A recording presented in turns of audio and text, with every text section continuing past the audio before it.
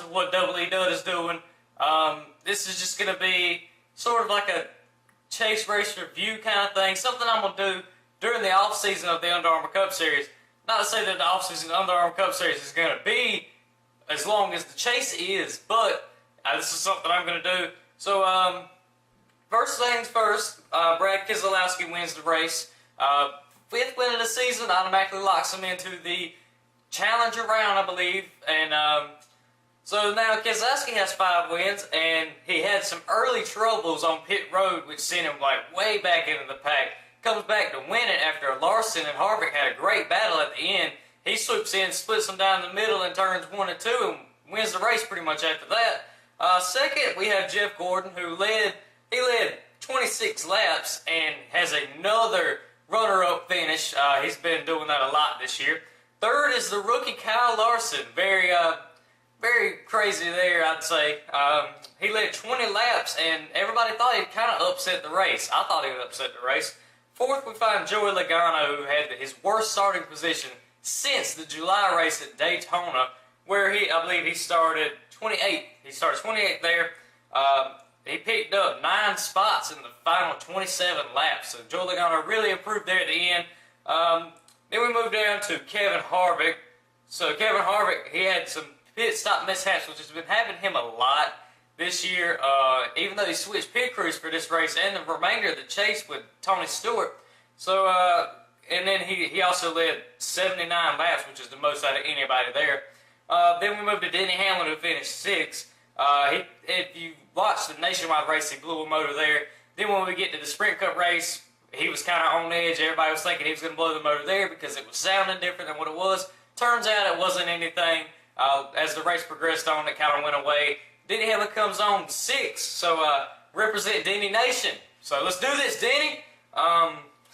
So Denny Hamlin, everything came back for him. Also, Darian Grubb came back as crew chief. Another top headline is Marcus Ambrose is going to be departing from NASCAR after the end of this season. He will be going to Penske for V8 Supercars, though, in 2015. Next, Larson and Kevin Harvick had an amazing battle there at the end. I mean, I was on the edge of my seat. It was crazy. Larson and Harvick battling. I thought something was going to happen. They did touch a little bit there and here and there, but it was a very good battle. Keselowski splits them through the middle and turn 2 down the backstretch. Just drives off after that. Jeff Gordon kind of closed in on him. Denny Hamlin closed in on Jeff Gordon.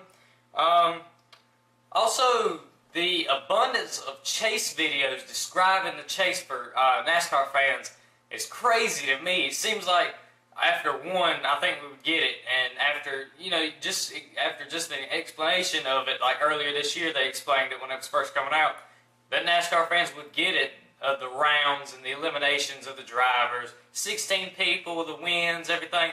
But the NASCAR's turning out these videos like crazy, just explaining the chase to us. I think by now we have it. So I think now we've got it after your 13th chase video. Looking forward to New Hampshire, the next race. Right now, who's in jeopardy of falling out of the chase is people that I predicted. Ryan Newman, AJ Allmendinger, Greg Biffle, and Eric Almirola are the 4 who are in the yellow, as NASCAR has described it, to be falling out of the chase as of now. There's only 2 more races left in this round, New Hampshire and Dover. So I think that's probably what's going to happen. You're probably going to have Newman, Biffle, Allmendinger, and Almirola eliminated, which was everybody's 4 first picks to go out in the first place. Then we move on to your analysis for New Hampshire Motor Speedway. Brad Keselowski, we're gonna do this going from 1st to 6th in points. First, Brad Keselowski in points. He has 5 wins after winning at Chicagoland, and he leads the chase grid by 7 points over Jeff Gordon. The only reason being Keselowski must have got some bonus points after the win. Gordon did finish 2nd after he had a good battle with Larson too, so that's pretty good. Then we move to 2nd in points, Jeff Gordon, who has, well, actually we got to finish up with Brad Keselowski. His driver rating overall this year has been 103.8. It's pretty good. His driver rating is 9th average at New Hampshire Motor Speedway.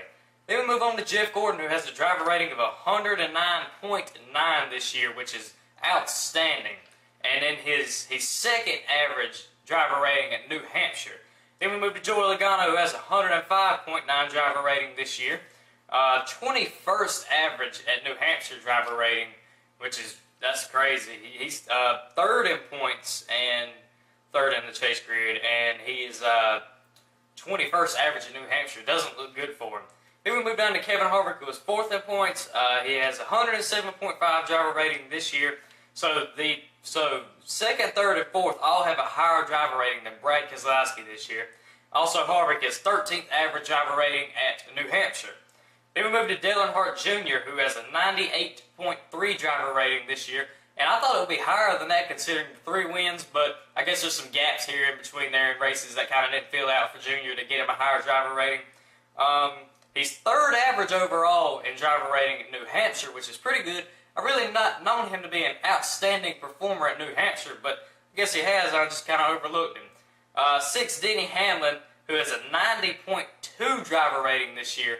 I could see that. Honestly, I can see it. He's has really not been consistent this year, but he's 6th in the chase grid right now. So he's 4th average overall at New Hampshire driver rating, and he's really good at New Hampshire. So now we move on to our top 10 drivers at New Hampshire. These are NASCAR's top 10 ranked drivers, and first is Tony Stewart. Now that comes as a shocker to me. I kind of half and half on Tony Stewart as a fan of him. You know, I kind of don't like him, but I don't, you know, he's probably my favorite driver coming out of Stewart-Haas. So, Stewart ranked first for drivers in New Hampshire. Then second, we have Jeff Gordon, who does really good at New Hampshire. Then Denny Hamlin, who's also a huge threat at New Hampshire. Jimmy Johnson, of course. Kyle Larson, he's ranked 5th on here, and I guess he just must have had a good run earlier this year.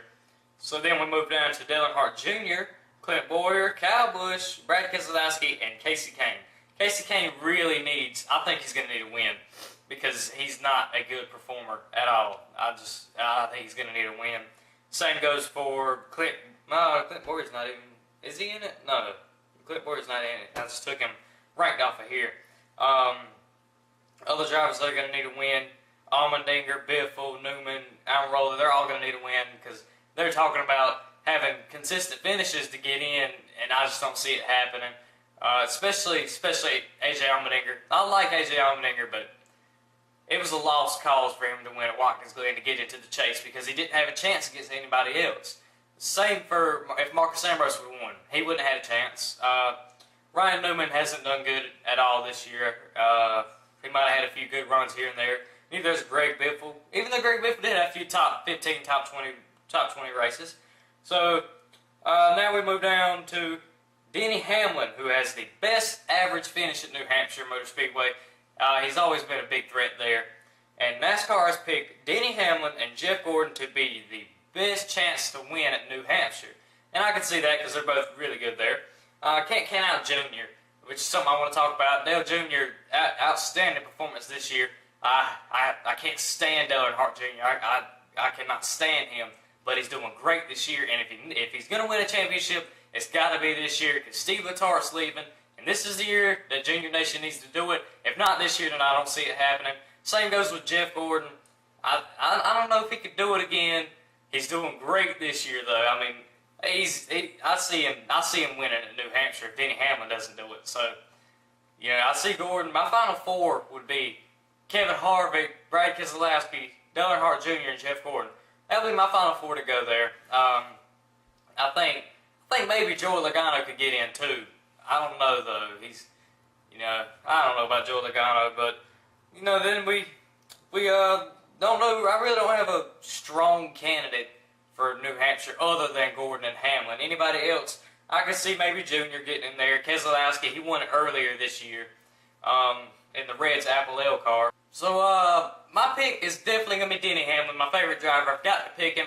I'm really excited, too, because New Hampshire and Dover, he's really good at those 2 tracks.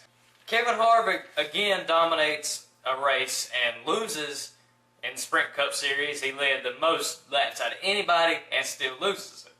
I